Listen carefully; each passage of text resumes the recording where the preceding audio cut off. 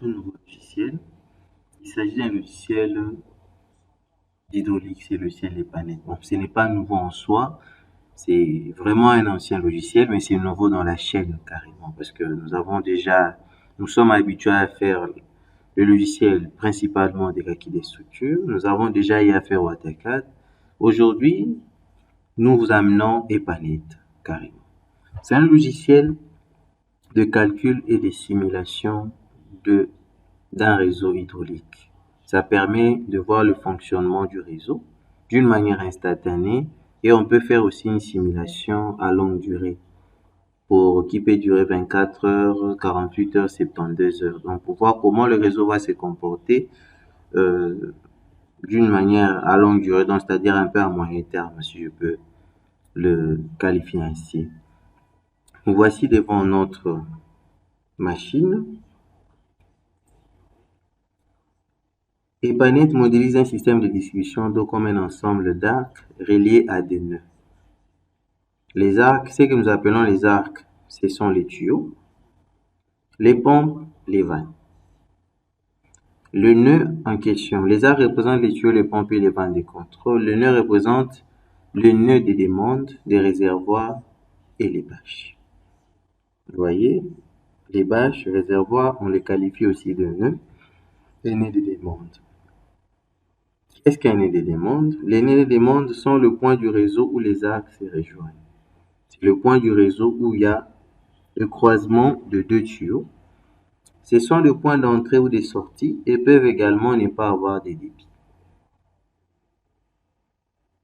Les données minimales exigées pour chaque nœud sont l'altitude au-dessus d'un certain plan de référence, l'altitude, la demande, débit prélevé sur les réseaux.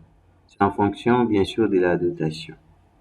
Et en dernier lieu, la qualité initiale de l'eau si on veut faire la simulation du chlore. Puisque EPANET fait aussi même la simulation de la qualité de l'eau pour voir le chlore résiduel. Les résultats calculés au nœud à chaque intervalle de temps sont la charge hydraulique ou encore la hauteur piézométrique. Énergie interne par poids spécifique du fluide, somme de l'altitude avec la hauteur de pression. Donc la charge hydraulique, c'est l'altitude plus la hauteur de pression. Cette définition de la charge est différente de celle utilisée en hydraulique urbaine qui prend en compte le vecteur de vitesse de l'eau sous forme d'énergie cinétique, V carré sur dg. La pression, on peut aussi voir la pression, la qualité de l'eau. Les nœuds de demande peuvent également avoir une demande qui varie dans le temps, c'est ça, être affecté à des demandes différentes, au même moment domestique et industriel, avoir des demandes négatives. Les bâches, qu'est-ce qu'une bâche? Une bâche infinie sont le nœud représentant soit une source externe de capacité infinie. Elles sont représentées pour modéliser les éléments tels que les lacs, le fleuve, les couches aquifères souterraines ou les arrivées des réseaux extérieurs. C'est ce qui représente la bâche. Donc c'est ça notre source d'eau, là où nous allons commencer notre réseau. L'eau va provenir d'où? De la bâche qui est soit un lac, le fleuve, une couche d'eau aquifère, c'est-à-dire lorsqu'on fait par exemple le forage. Ça. Les baffes infinies peuvent également servir de point d'injection d'une substance entrant dans les réseaux, tels que les chlores par exemple. Les données de base pour la bâche sont la charge totale égale au niveau de la surface de l'eau si la bâche infinie n'est pas sous pression. Ces niveaux ici, la charge totale, c'est bien et bien l'altitude plus la pression. Un réservoir, ce sont les nœuds avec capacité de stockage dont le volume de stocké peut varier au cours du temps. Les données de base pour le réservoir sont l'altitude du radier où le niveau d'eau est 0, le diamètre, les niveaux initial, minimal et maximal de l'eau, la qualité de l'eau. Les principaux éléments calculés dans la simulation sont la charge, l'altitude de l'eau, la pression, les niveaux de l'eau et la qualité de l'eau.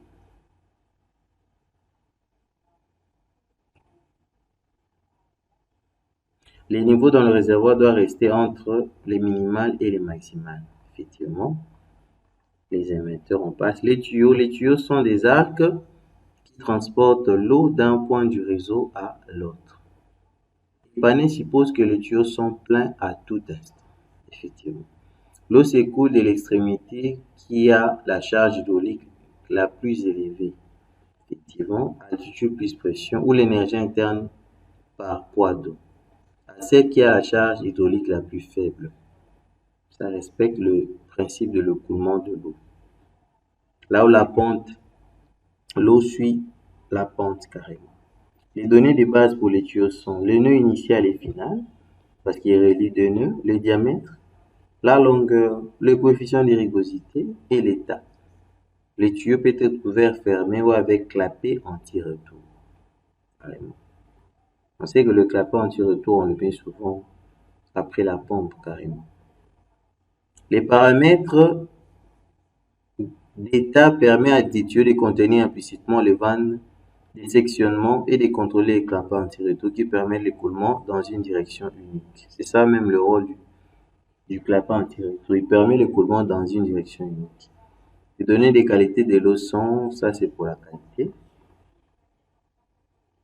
Les valeurs calculées dans les tuyaux incluent les débits, c'est qu'on calcule la vitesse d'écoulement, la perte de charge, facteur de friction de Darcy-Weisbach, la vitesse moyenne de réaction le long du tuyau, la qualité de l'eau. Les pertes de charge, on les calcule par les trois formules Danzen-Williams, Darcy et Meinig. Là, ce sont les différentes formules. Ce qui est important ici, c'est surtout ces tableaux qui nous donnent les coefficients de rugosité pour les tuyaux neufs en fonction de matériaux. Ici, pour le cas du plastique, voici notre coefficient Darcy. Ici, on prend l'acier, le coefficient est d'autant, la céramique, fer galvanisé, béton ou rêvé, fonte revêtue 0,25. Donc, c'est comme ça. On va passer directement dans notre logiciel. Et le réseau que nous allons modéliser aujourd'hui se présente ainsi. On va commencer par les nœuds et puis viendra les tuyaux que nous appelons les arcs. Nous sommes là. La première des choses à faire une fois que le logiciel est ouvert, on va dans Menu, on prend Préférences. Ici, on a le choix Fichier de sauvegarde, confirmation, suppression, format, je laisse comme ça. Et je viens, deuxième chose à faire, c'est venir dans Projet, prendre par défaut, paramétrer les unités. Propriété, ici, on a le choix. Longueur des tuyaux, c'est ça. Longueur automatique, ça signifie quoi que il va prendre la longueur que nous avons dessinée. On aura besoin de ça lorsque nous allons importer un fond. Hydraulique, ici, unité de débit, on peut changer les unités là. TPS, c'est litres par seconde, c'est ce que nous allons utiliser. Formule de perte de charge, on peut avoir la formule Danzen-Williams, de Darcy, tout comme de JC Mining. On va utiliser la formule de Darcy-Weisbach. Densité relative, comme il s'agit de l'eau potable, la densité de l'eau est de 1, viscosité 1, nombre maximal d'itérations, courbe de modulation par défaut, c'est 1. Bon, je n'ai rien changé, raison pour laquelle je clique là-bas pour le projet futur. On commence notre projet. On commence par la bâche. On va mettre ici, puis cliquer là-bas, vous allez mettre l'élément ici. Après la bâche, nous avons un nœud de démonte là-bas. Il y a un autre nœud qui est là. On va voir les différents numéros. On va respecter la numérotation. Il y a ça, 3, 4 est là, 4, 5, 6 et 7. C'est ce que nous allons faire. 4, 5, 6, 7 et 8. On descend. 4, 5, 6, 7 est là-bas. Et le huitième, c'est bien sûr notre réservoir. Les éléments ici, vous pouvez les modifier, les déplacer carrément d'un point à l'autre. Pour afficher les éléments qui sont là, j'ai fait clic droit, option du schéma, nœud, arc, texte, affichage. Je vais afficher quoi? ID de nœud par exemple, ID des arcs, commencer. J'ai les numéros.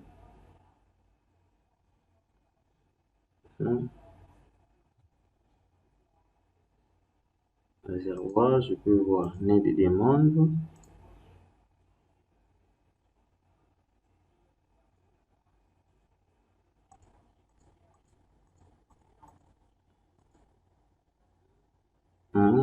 On peut commencer à relier nos tuyaux. Tuyau, je prends tuyau, je vais relier ça et ça. Je vais voir, oui, après ça, troisième, quatrième, cinquième. Sixième, 1, 2, 3, 4, 5, 6, 7 et 8. 1, 2, 3, 4, 5, 6. 2, là c'est 3,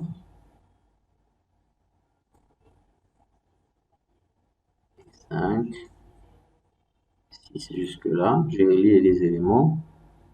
Là. Jusque là c'est 7. Et ici pour faire l'arc, je vais faire des pauses. Je clique là.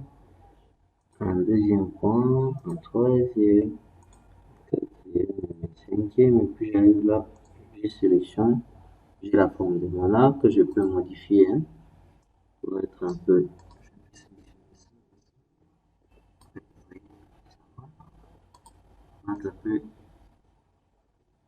ça aussi.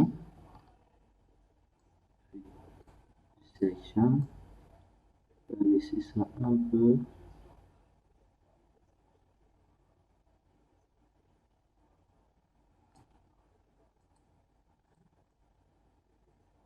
Ok. Bon, c'est pratiquement comme ça.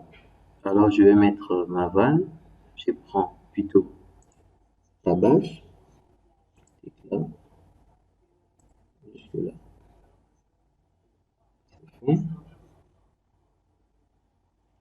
Ok.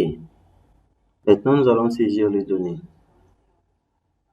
Nous savons, on va commencer par les nœuds. Le nœud de base à saisir au niveau du nœud, c'est l'altitude ainsi que la demande. On vient ici, on va voir le tableau qui nous donne les altitudes. Nous avons 210, 210, 0, 0. Premier nœud, donc c'est-à-dire c'est la charge au niveau de ma bâche. 210, 210, 215, 10. Pour saisir les données, je viens là, je sélectionne ma bâche. La bâche est là. Je double-clique ici. Charge totale, c'est 210. Pour des modulations de la charge, on l'utilise pour tenir compte de la variation du niveau d'eau, hauteur d'eau statique et dynamique dans le cas d'un forage. Je viens là, deuxième nœud, l'altitude 210, même altitude. Et à partir d'ici, on change, je descends 15 et la demande c'est 10. Je vois 215, 10, 210, 10, 215. 210, 10, 215. Je prends ça, 210, 10, prochain, demande 15, 15, après 210, 10, 210, 0.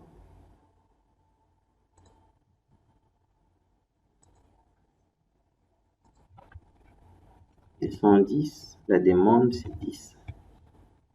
Et là,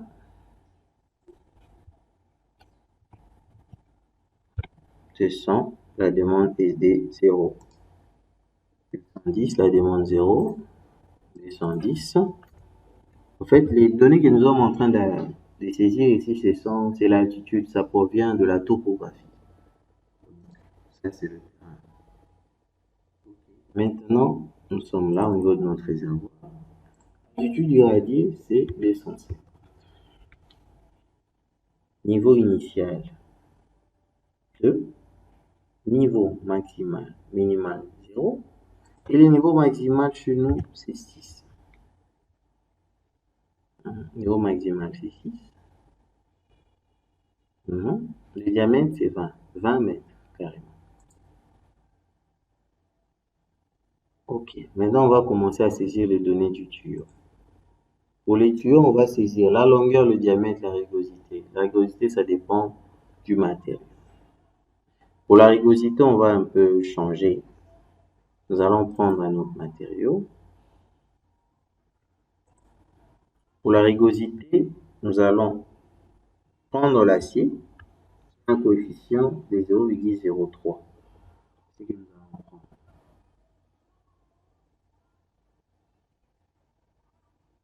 0,03, c'est 0,15. Entre revêtu 0,25.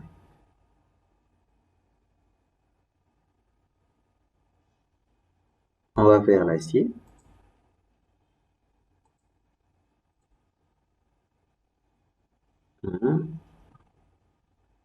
Donc, 0,03. Oui, 0,03, c'est que nous allons prendre. Je viens ici. Je peux prendre ça comme valeur par défaut. Projet, valeur par défaut, propriété, hydraulique.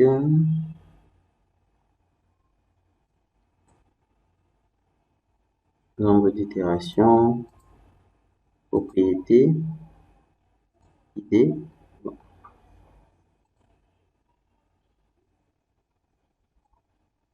On va changer progressivement. On clique sur feature là. On va saisir la longueur. On a dit millimètres. Le diamètre.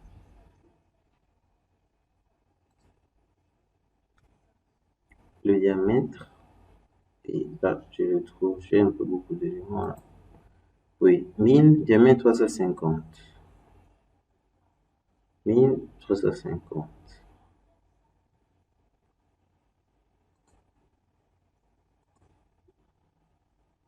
350. C'est quand même le réseau primaire. La rugosité, c'est 0,03.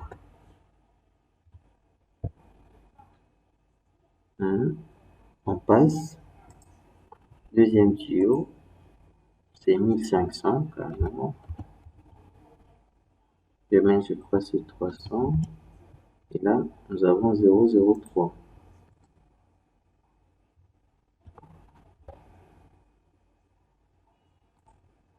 « 1500, 0,03, 1500, 200, 1500, 200, 1500, 200. 3 fois.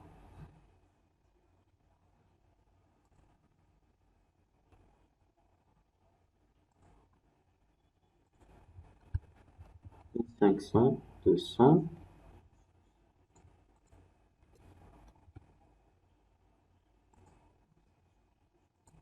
1500, 200, 0,03. Troisième fois, 1500, 200. Et la rugosité, 0,03. On revient encore sur notre tableau. Nous avons 2000 comme longueur, le diamètre est 150. Et 1500, 150. 2000,50. 2000 et 150.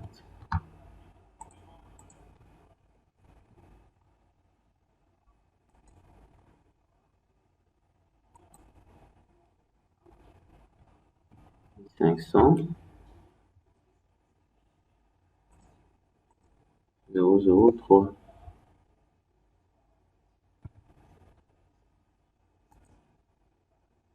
Huitième, 1500, 150, 2150.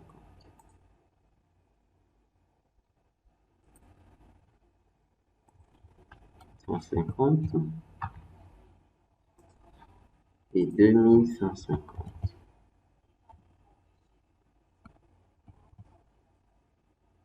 Coefficient 003.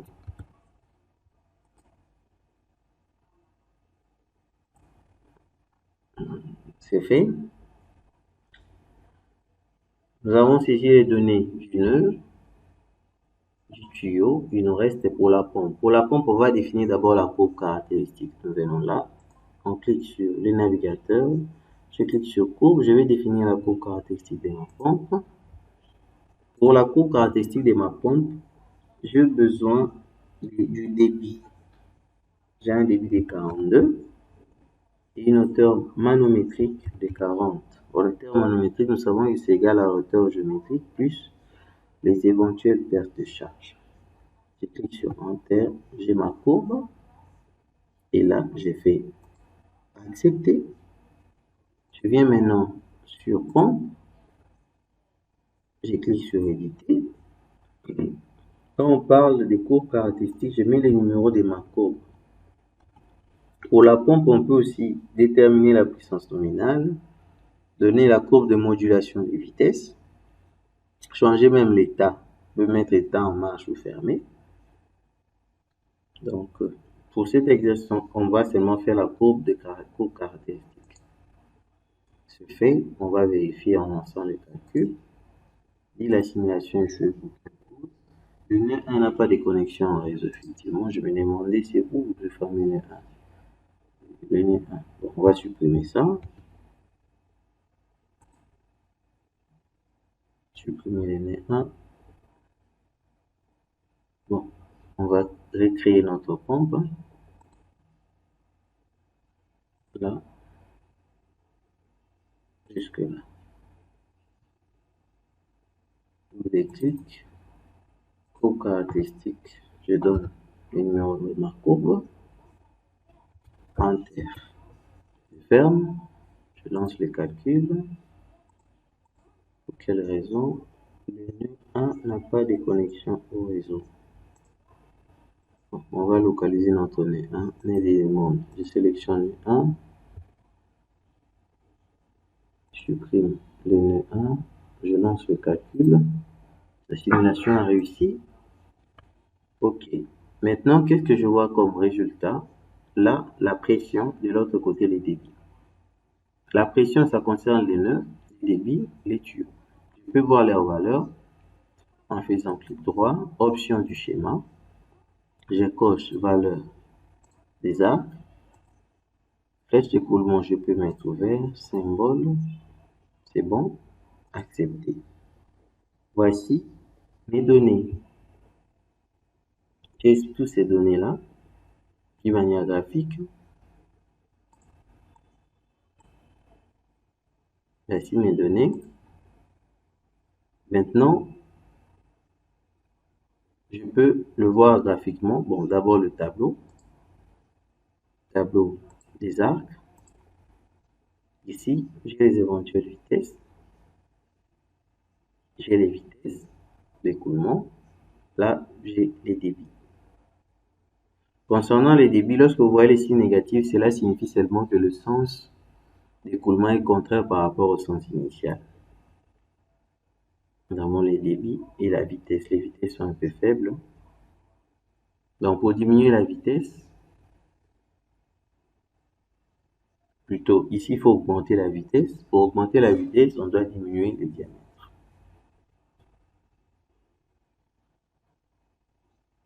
Ici, la vitesse est presque nulle au quatrième tuyau. Vous voyez? Quatrième tuyau est là. On va sélectionner ça, double clic. On peut diminuer peut-être à 1550. Je vais lancer le calcul et voir le tableau.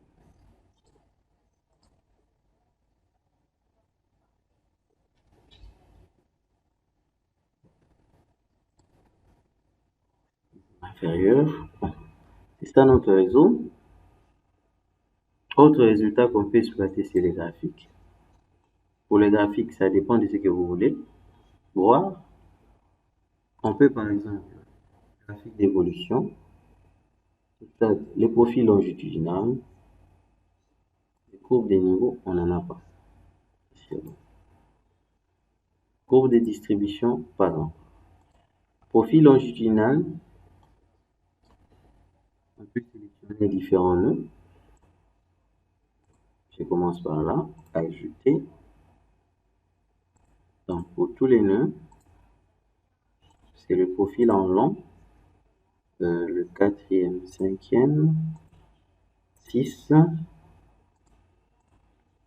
7, 8 et le 9e est là. Notre page aussi.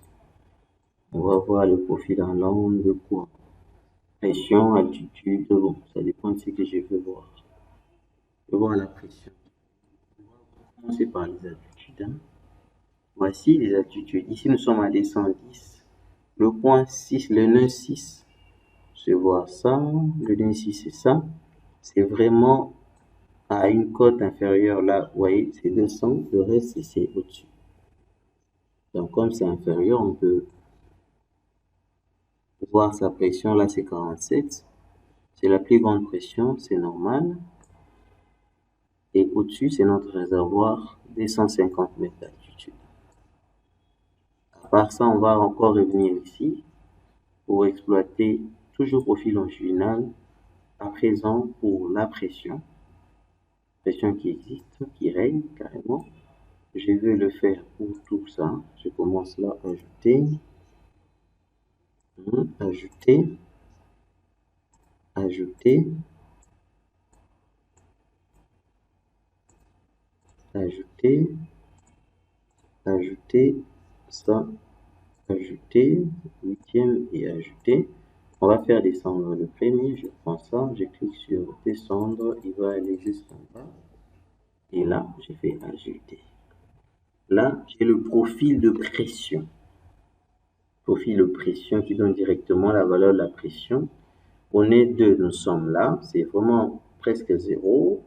Ici, la pression est de l'ordre de 42. Là-bas, ça diminue, 38. On est 6. Il y a une forte pression, c'est normal, parce que c'est le point le plus bas. Nous avons 47. On est 8. 42, 7, on descend un peu. Et le nœud 9, à la fin, la pression est presque nulle. C'est normal. C'est comme ça que nous exploitons les résultats. À part ça, on peut encore voir la courbe d'évolution, par exemple. Bon, cette courbe évolue mieux lorsqu'on va faire la simulation en longue durée. Ça, on en a fini avec la simulation en courte durée. On va entamer la simulation en longue durée. Pour la simulation en longue durée, il est recommandé de voir le comportement du réseau. Donc, nous, on va supposer que nous allons utiliser 6 heures d'intervalle.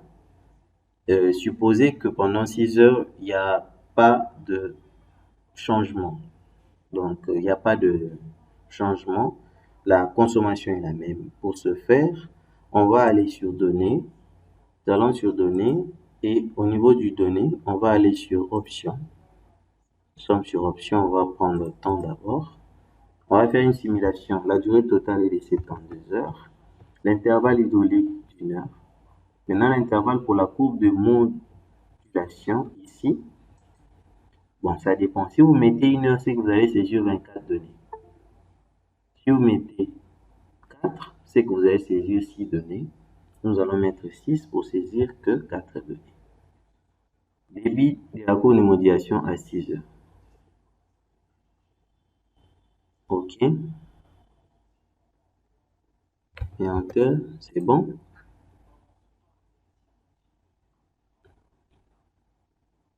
C'est bon. Si je viens sur hydraulique, je double-clique sur hydraulique.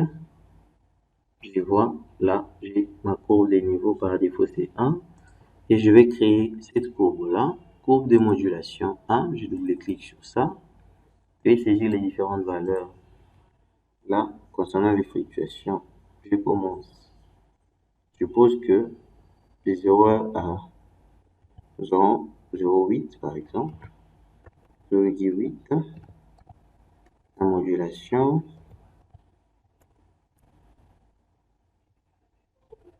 Et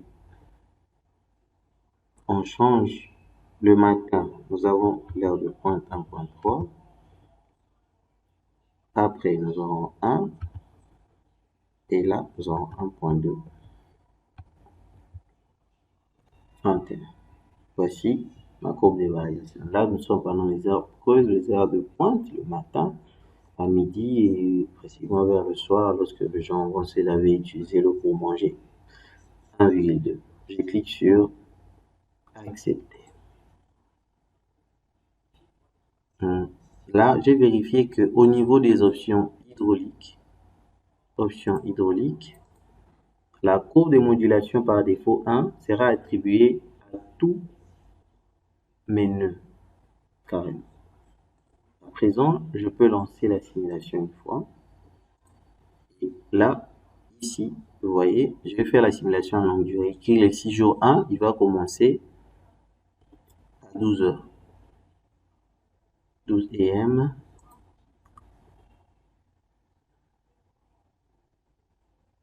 Vous voyez le changement et on voit ici, c'est maintenant le réservoir est alimenté. À un moment, les réservoirs, ici, les réservoirs alimentent maintenant les réseaux.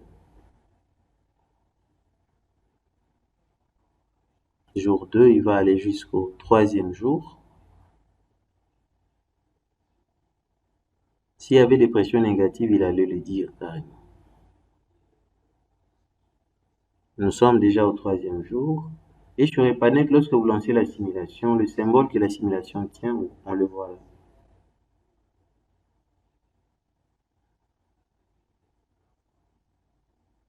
Ok, on a déjà fini. Pour arrêter, on clique sur ces boutons. C'est bon. On va alors exploiter les résultats qui n'étaient pas disponibles avant. La courbe d'évolution.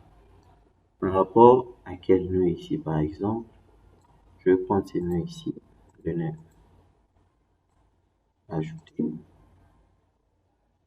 accepter. Voici la variation des pressions au niveau de ce nœud-là à chaque heure de la journée dans les 72 heures. Au début de la simulation, on a une pression de l'ordre de 50 carrés. Et là, il monte ici de 100 à 6 heures ici. Il y a une forte demande. Et là encore, il descend. On continue. Vous voyez, c'est pratiquement en dents de scie. Et là, il est encore vraiment inférieur à 44. La courbe de pression, c'est intéressant de voir. La courbe d'évolution, bon, on va le faire. Je viens là. Pour par exemple mon réservoir, pour le réservoir, je vais éliminer. Je vais mon réservoir. Ajouter, accepter. Ouais. Je vois la pression qui règne au niveau du réservoir, les 2 mètres. Ça monte à 2,5 pratiquement, ça descend jusqu'à venir ici, au début.